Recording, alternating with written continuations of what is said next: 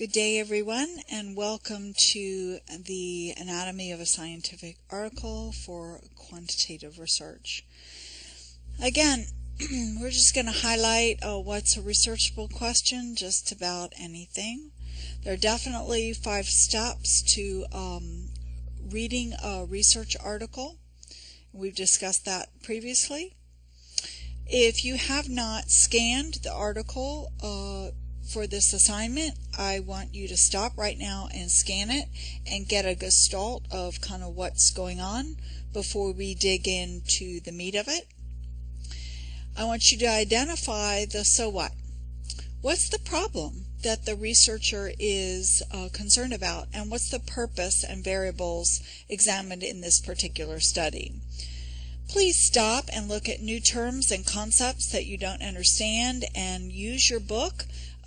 Your test scores will probably be better on the quizzes if you do that. So please also highlight the ethical protection of human subjects, which we're going to be discussing in depth in Module 8. And make any personal notes of interpretation in the margin as you read this article. We're going to look at the steps of the research project. Was it sound and ethical? Did the conclusions make sense given the data that were provided? And look at some kind of synthesis of strengths and weaknesses, and if you think that this information is credible enough that you would want to cite it in your own work. So again, be an intelligent consumer. So we are discussing cell phone articles to collect pregnancy data from remote areas in Liberia, and if you have not that article in front of you, please get it now. We're going to look at the title, and at the end of the article you can decide for yourself whether you think that was a good title or not. Titles should communicate clearly to the reader what the article is about. So you decide at the end whether this was a good title or not. We are looking at the 4 authors of this research article and their qualifications. Again, this was from the Journal of Nursing Scholarship, which is the Sigma Theta Tau International Journal. So again, you are going to see chapter designations, the rho and lambda and that kind of thing. These are the chapters of Sigma Theta Tau that the researchers belong to. The lead or corresponding author, Dr. Lori, we see that she is belongs to the School of Nursing at the University of Michigan, and she's in the Division of Health Promotion and Risk Reduction. So that gives us a clue that this woman has some expertise in the promotion of health and the risk reduction for vulnerable populations. So she's probably a reliable and knowledgeable researcher in this area. Note the key words. So if you were doing a database search, you would enter some of those keywords and try to see if you can find the article yourself. The corresponding author, Dr. Lori, is the lead author on this article, and she's provided her contact information for further questions and concerns. So let's move forward to the abstract, and this gives you the nuts and bolts of the article. So we're going to identify the purpose, which is to report findings on a knowledge and skill acquisition following a 3-day training in the use of short message service texting with non and low literacy traditional midwives. So there's a lot of information in one sentence, and that kind of unpacking it can give you clues about what the article is all about. The design is a pre and post-test study design, so there is no control group, and again they're looking at the acquisition of knowledge and skill of SMS texting with 29 traditional midwives in rural West Africa. Looking at the methods should be a clue to you if you are unsure at this point. If this is a qualitative or quantitative article. The reporting of inferential statistics should tell you that this is a quantitative article. The statistical tests that they use in this study are paired sample t-tests, analysis of variance or ANOVA, nonparametric McNamara test, and a Pearson's chi-squared test of independence. On the findings section, this is the nuts and bolts of what they found with a conclusion. And the final section is the clinical relevance. Now, bully for these researchers that they found difference with skill and knowledge acquisition on SMS texting service. But the clinical relevance is kind of the who cares or the so what. What difference does this make for for health in a population of interest? So the clinical relevance will tell you the so what, the who cares, the why this makes a difference. So in nursing research, you will often see clinical relevance discussed. Okay, so let's move to the background. In the background, you will identify a clinical problem, identify what's already known from the literature, and what the purpose is of the study. And so at this point, you should be really clear what the purpose is, and you can re-identify that at the end of the article. So as a reader, you ask yourself at the end, did the authors accomplish and readdress the purpose of the study? So looking at the background of this article, you'll find 4 sections: an introduction, and then 3 large headings: mobile technology and healthcare, cell phone use in Liberia, and guiding framework.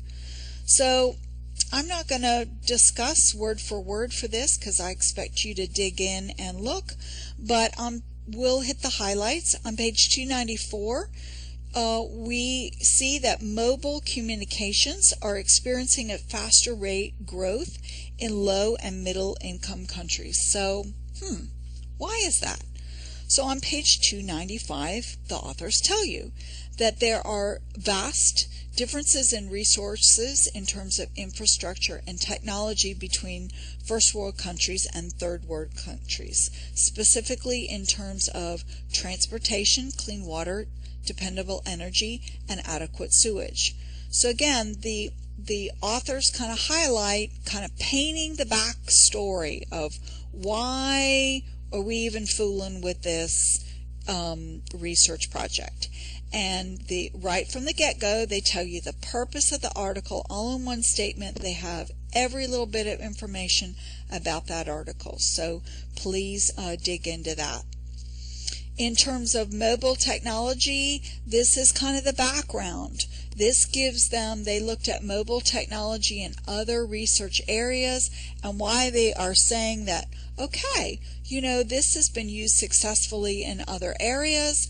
I think this could work for us in our traditional midwife population. And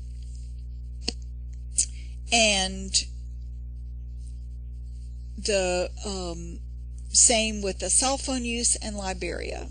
So please research that or read that in depth. Those of you who have taken my nursing theory class know that I'm very big on nursing theory, or any kind of theory really, as a foundational framework for practice. So these researchers chose a theory, and I want you to dig into that and see what the theoretical framework is for this study. Okay, so we're moving to methods, and under methods we have 3 minor sections: study setting and participant, study design and data collection, and data analysis. Okay, let's stop and look at the introductory paragraph for this methods section, because this is an important piece to understand. These researchers did not wake up one day and go, I think I'll go to Liberia. They coordinated their research with a larger initiative, the U.S. Aid for International Development, and there were extensive back discussions, lots of preparation involved in this study with the Liberian Ministry of Health and Social Welfare, who actually requested the collection.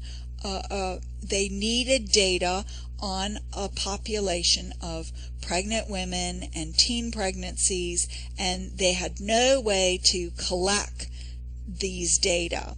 And so the Liberian ministry coordinated efforts with these researchers to come up with a viable method, given the backstory, given the contextual realities in this post-conflict third world country with a large geographical area, lots of remote villages, etc., etc.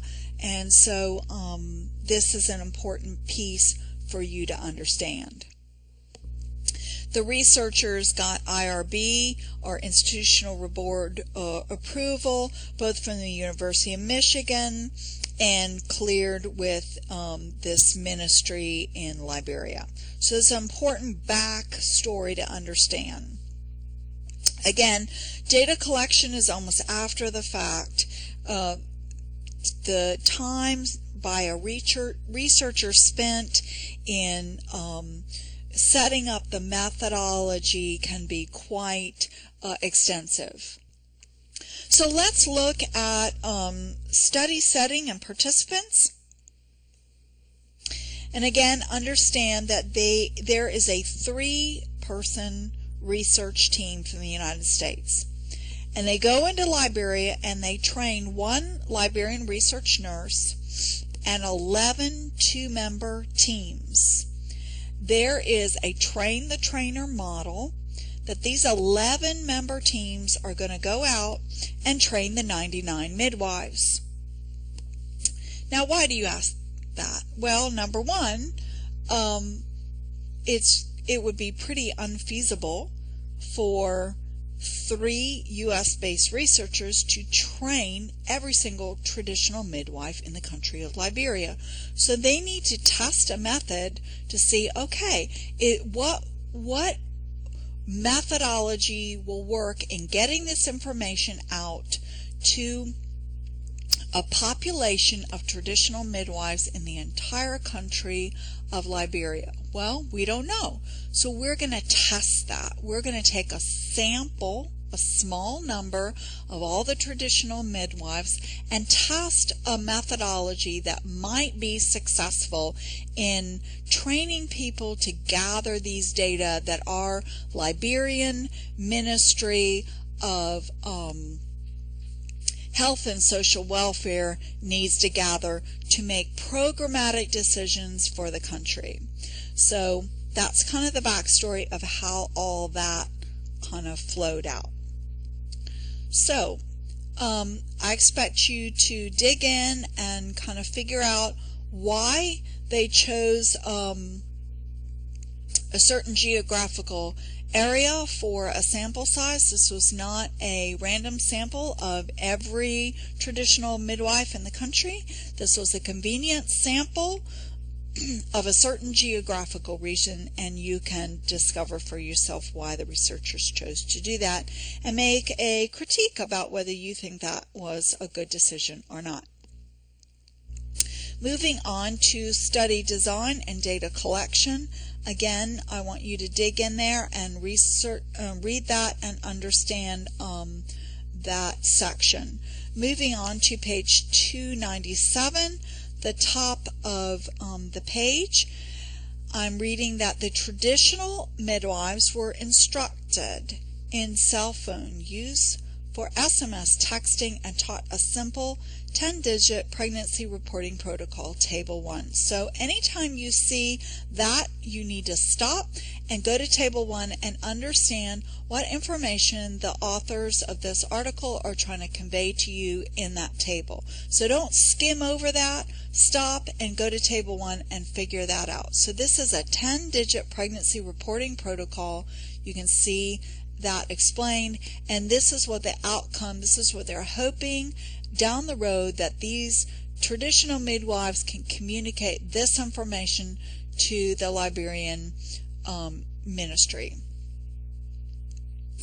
Okay, so coming on down to the bottom of the left-hand column, we see that there was a pre- and post-test design. Again, there was no control group used to assess knowledge and skill acquisition with the 99 traditional midwives who became the data collectors. And on Table 2, you will see the pre- and post-test cell phone skill checklist. So these are the items that the trainers are determining that they're measuring as this is how they operationalized knowledge and skill acquisition. So these 7 items is how the traditional midwives are going to demonstrate that they acquired skill and knowledge. So for example, number 1, are you able to turn the phone on without any help? Number 2, can you use the phone to make a phone call, etc.? So these are the 7 items that they measure pre and post, with the intervention in between of the 3-day training session. Okay, so that's really important to understand, because you'll see those 7 items repeat themselves throughout the article. Okay, so moving on to data analysis. We read that data were analyzed. Please understand the word data is plural, so I do not want to see, you will lose points if I see this, data is. It's data are or data were. Data is a plural word. So the data we're analyzing using the IBM SPSS Statistics 19. That is IBM's statistical package for social sciences, and version 19. So this is a software program that researchers use to analyze data. So they import the data and then use the information in the software package to create statistical information. And I'll do a short little taping just showing you some SPSS information. Okay, this is telling you that there were several statistical tests: a paired sample t-test, analysis of variance, a nonparametric McNemar's test, and a Pearson chi-square test. Now I'm going to just deviate for a minute and briefly overview descriptive and inferential statistics. So descriptive statistics report measures to condense data, measures of central tendency, measures of variability, and measures of relationships. So measures to condense data are reported in terms of frequency distributions like skewness or kurtosis, and you should understand those terms at this point. Graphic presentations such as bar graphs, histograms, that type of thing. This article does not have either one of those, but it does report percentages. This article also reports measures of central tendency in terms of means, and measures of variability in terms of ranges, percentiles, and standard deviations. Okay, so just understanding the descriptive statistics in this article under findings on page 297, first little paragraph, is telling you that there were 99 traditional midwives. That's our sample population. They are all female. The age of ranges, they don't report standard deviation here, but they report a range. Ranges from 22 to 68 years of age with a mean of 42, and that's what that M equals 42 is the mean. And you should include these data in your homework. And the last measure of type of descriptive statistics, which is not reported in this particular article, is measures of relationships, correlation coefficients, scatter plots, and contingency tables. Now, I created a contingency table for you using these data just so you can see what it looks like, and I'll discuss that in a minute. Okay, so let's stop and figure out our PICOT question. Our population is low and non-literate traditional midwives from one north-central rural county in post-conflict Liberia, and I expect you to discuss in your analysis a little bit more about why the researchers chose to draw their sample from this particular county in the country. The intervention is a 3-day cell phone training session conducted by 11 two-person teams using a train-the-trainer model.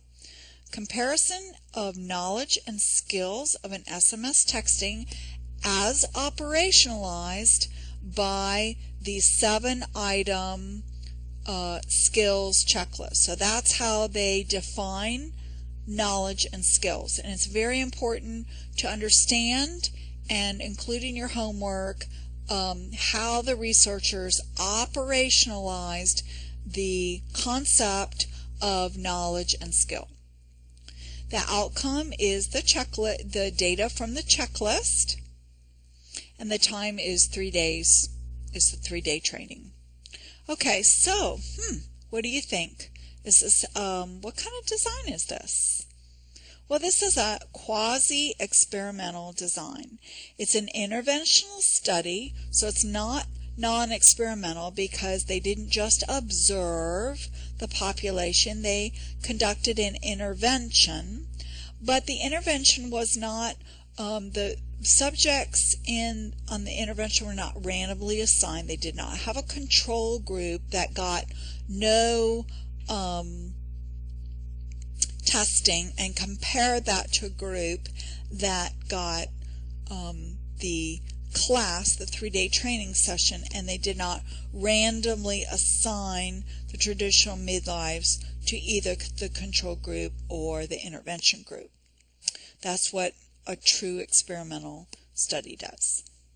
Okay, so we're moving on to inferential statistics, and one object of inferential statistics is to test hypotheses, and you will see a discussion of either parametric or non-parametric tests in hypothesis testing.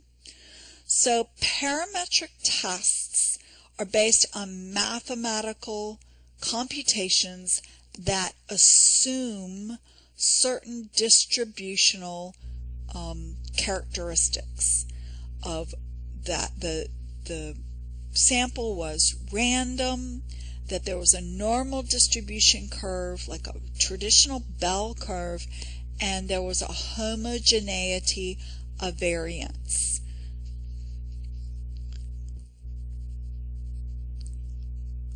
It involves, when you do a statistical test, you get statistics on a sample related to parameters of a population. So these kinds of measurements require at least interval scale data, and researchers tend to use these tests with continuous quantitative data. So again, they're based on mathematical principles that assume that a normal distribution is present, and parametric tests are based on the laws of probability, which in turn are based on the normal bell curve. So if your sample statistics don't fall in line with these assumptions, researchers are not supposed to use parametric tests. Non-parametric tests are used when data analysis do not conform to the distribution requirements, and these are called distribution-free tests. And they're normally used when you have a small sample, which affects the variance, and the distribution assumptions are not met. But normally parametric and non-parametric tests kind of even out when a sample size reaches 30. So again, key points: non-parametric tests are less powerful and less sensitive and less likely to detect a statistical significant difference, but they cannot be used if the assumptions are not met. When the assumptions of parametric tests are not met, non-parametric tests are more powerful. So it is very important to understand, for a researcher's point of view, whether those assumptions are met or not.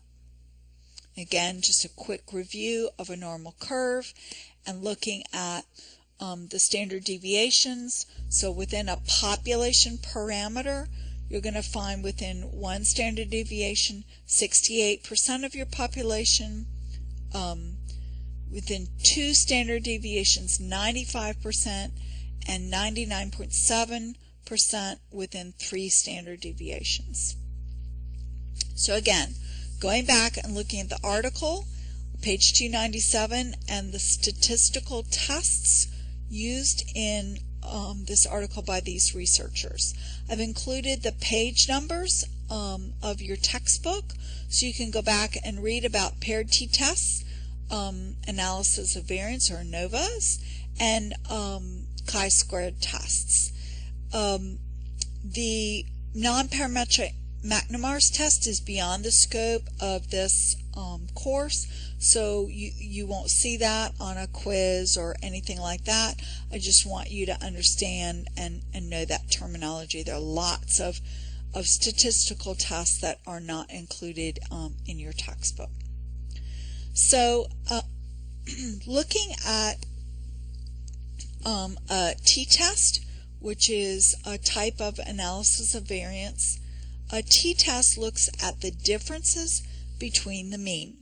So going to page 297, under findings, your second paragraph, the authors of this article are telling you that the data were analyzed and they revealed a statistically significant increase in the total knowledge scores from pretest to posttest. The M reported is the mean, so the pretest score is 1.27 with a standard deviation of 1.73, and the post-test mean is 4.94 with a standard deviation of 1.41. Again, looking at this pre- and post-test design and getting that idea in your brain. Now, standard mean and standard deviation, I want you to think of like peanut butter and jelly. They are always reported together. Just reporting a mean doesn't really tell you a whole lot because you don't know the variance of the data, and so a standard deviation tells you the variance. So when they conducted a t-test, and in parentheses you'll see the number 98, that's the degrees of freedom, and I expect you to read that and understand that a little bit more on page 233 of your text. The t-test was 25.93 with a significance of 0.001. So again, going back, the p-value was set at 0.5. The p-value for this test was 0.001, which was less than 0.5. So the researchers are going to reject the null hypothesis, saying that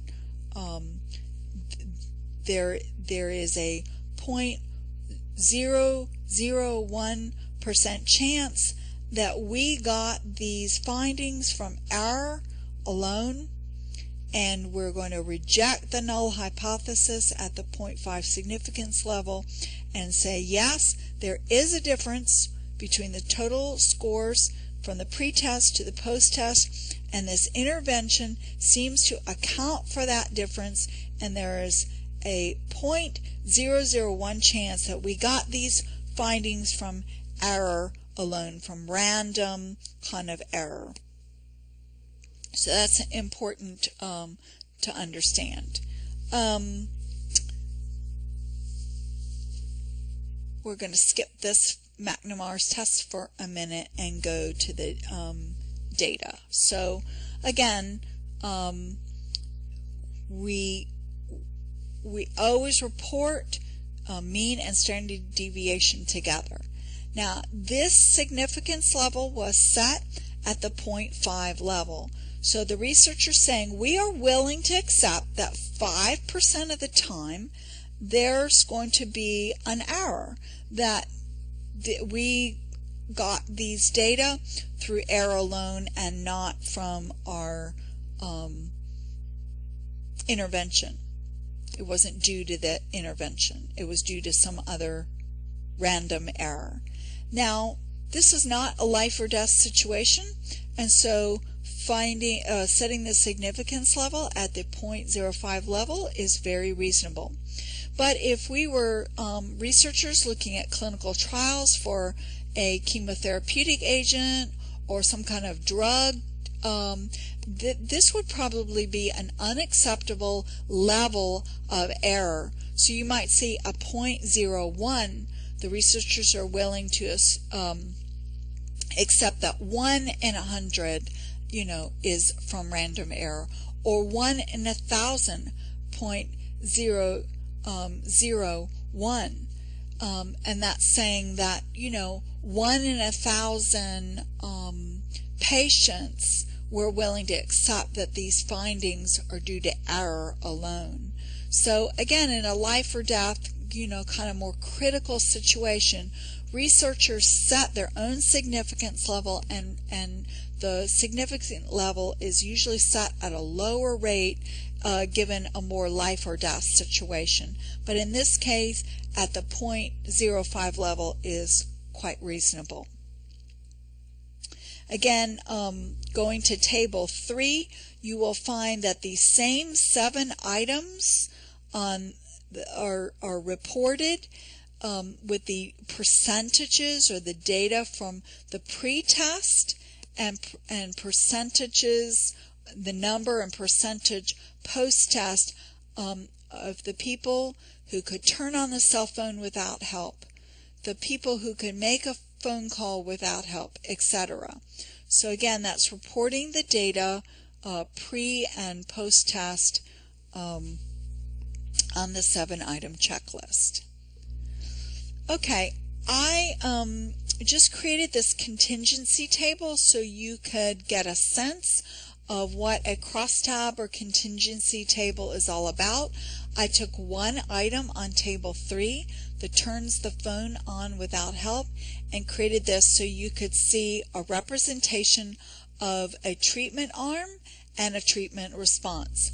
So the way you read a crosstab or contingency table is you read the rows and you read the columns. So let's look at the row. The pre-test group, there were 31 people in the pre-test group who could turn on the phone without help. But in the post-test group, let me back up. And in that same pre-test group, there are 68 people who cannot turn on the phone without help. So that's telling you in the pre-test group, gee, most of the people can't turn on this phone without help. And the row total is 99. That's 99 subjects in this study.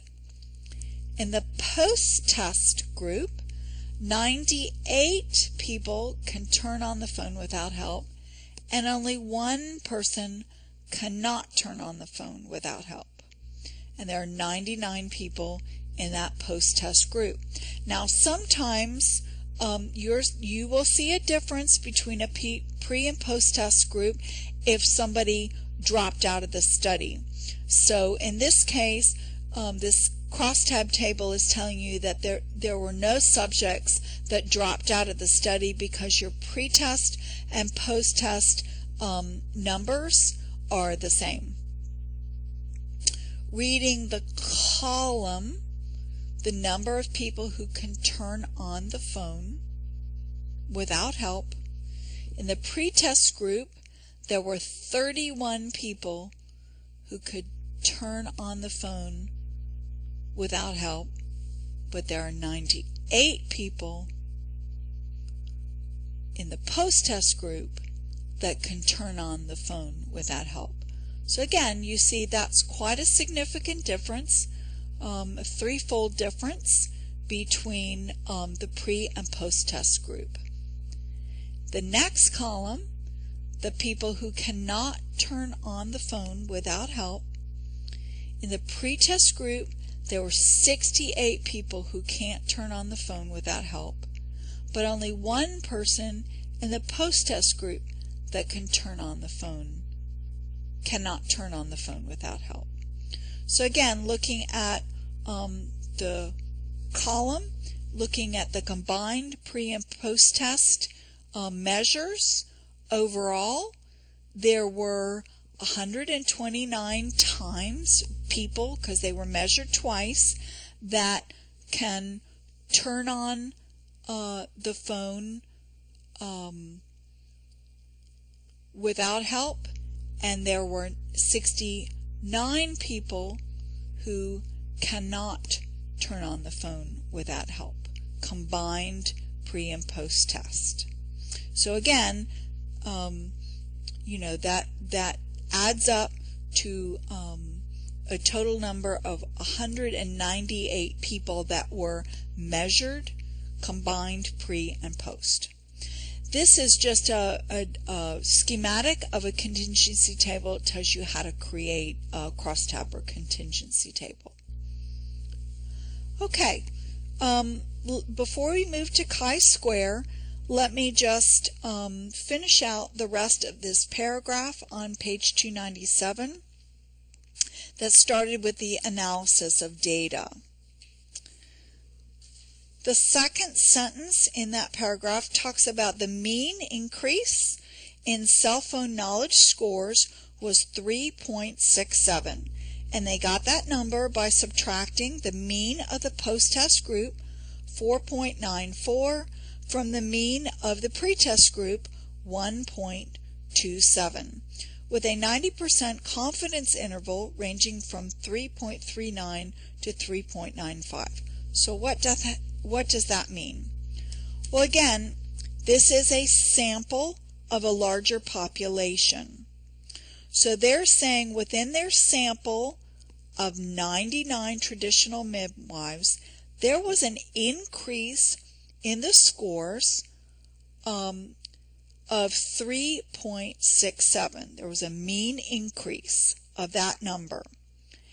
And the researchers are 95% confident that in the larger population that there would be a mean increase between 3.39 and 3.95. So if they tested every single traditional midwife in the country of Liberia, that between the pre-test scores and the post-test scores, every single traditional midwife in the country of Liberia's difference between pre and post would fall between the range of 3.39 and 3.95. They're 95% confident that that will occur.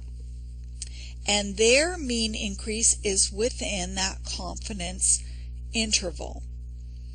So again, if you don't understand confidence intervals, I want you to stop and please read that, review that in your textbook on page 227.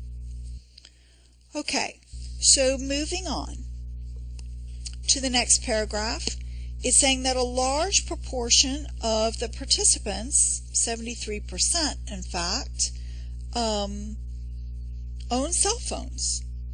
And the researcher's saying, does that make a difference?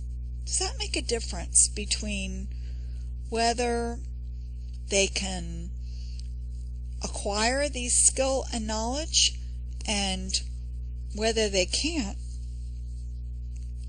So they broke down the 7 items in table 4. You'll see these same 7 items, and they looked at the cell phone, the families, that the number of participants in the study that had cell phones in their family versus the number of participants that don't have cell phones, and the data associated with those 7 item checklist.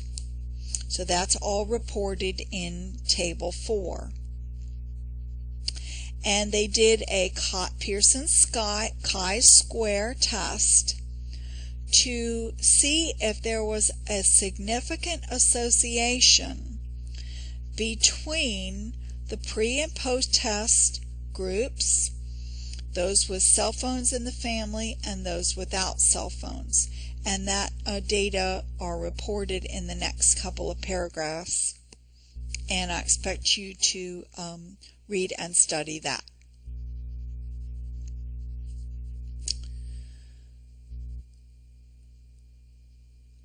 So put my slides a little bit out of order. I'm sorry, but this goes back to the crosstab table, so just ignore that.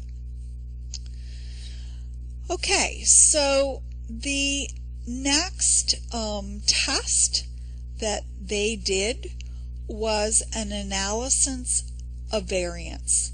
So again, let's stop and think.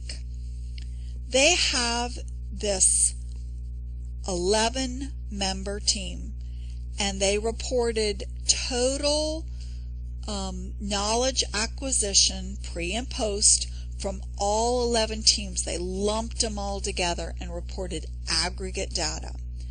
But they're wondering, is there a difference between some of the teams? Are some of the teams like really rocking? They taught their people well, they understood it, great, there was a great increase. And are some of the teams like bombing?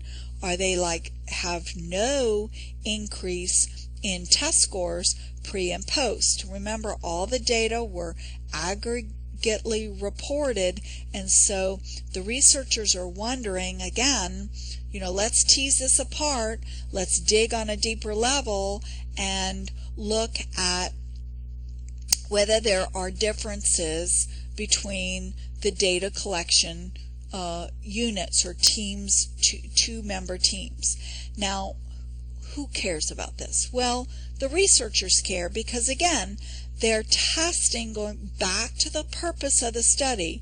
The Liberian government needed a viable method of collecting data. So if this method of teaching teams of traditional midwives in a 3-day training session is going to work with some groups but not all groups, then maybe they need to go back and revise their training. If 6 out of the 11 groups got it and the remaining groups didn't, then the researchers sort of say, well, gosh, we just can't report with confidence to the Liberian ministry that this 3-day training session is going to be effective with all members of training teams throughout the entire country. We have to go back to the drawing board and rethink this training. Maybe they need 4 days of training. Maybe they need 5 days. Maybe they need different components in the training session. So the researchers really needed to understand the differences between the groups. So between group differences is an important research focus in many studies. So this was a posteriori or post hoc analysis that that the researchers did. They identified this ahead of time, that they knew that if there was a difference, if the X variable was significant at a pre-specified level, and the researchers specified the 0.05 level, then the researchers would go on and do a post hoc analysis. Now, they would not bother with this post hoc analysis if, going back to the findings, they found no statistical significance in the total knowledge scores of all the groups together, then they would not have done this post hoc analysis. So this approach is often useful in confirmatory studies and is also called an after-the-fact pairwise comparison.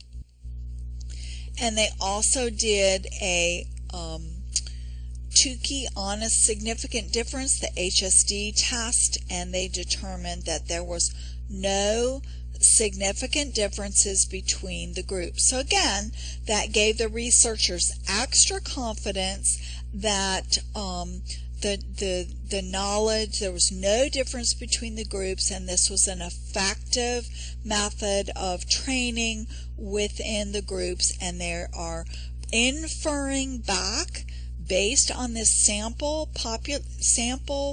of 99, they're going to infer back and say, okay, we feel pretty confident that in the population at large, all the traditional midwives in Liberia, that this is going to be equally as effective. So I'm going to post the PDFs of these slides so you can get this information, but this is the language that I suggest you use in your homework. I've done it all out for you, and this is how you researchers would report if you were reporting this study in a study of your own, that this is how you would report these findings. So I'm just going to zip through this because you can get it in your slides. So again, the 5 key steps of analysis is you specify the null and research hypothesis, and we've discussed that. The null hypothesis, H with the lowercase 0, is that there is no difference between the two groups. And the research hypothesis is there is a difference, and the researchers think that this intervention will make a difference, but they're not sure. So that's why the null hypothesis is tested. It was remember again, it was a two-tailed test of significance, so they're not putting all their money that it will make a difference positively, because the training could have made a difference negatively, and the post-test scores could have been worse than the pre-test scores. The researcher always specifies the level of significance, and again this was set at the 0.5 level. They've calculated their test statistics and made a decision whether to retain or reject, those are the terms that are used, retain or reject the null hypothesis, and then they interpret the results. So again, moving on to the discussion section of the article, this is where the researcher puts everything kind of in perspective. The raw data are reported, and this is where the researcher puts makes some sense out of the raw findings. And again, the reader should think about going back to the arguments presented, what was the original problem, and see if the discussion section of the article makes sense in terms of the original research question. And I expect you to dig in that discussion section and find all the goodies that are there.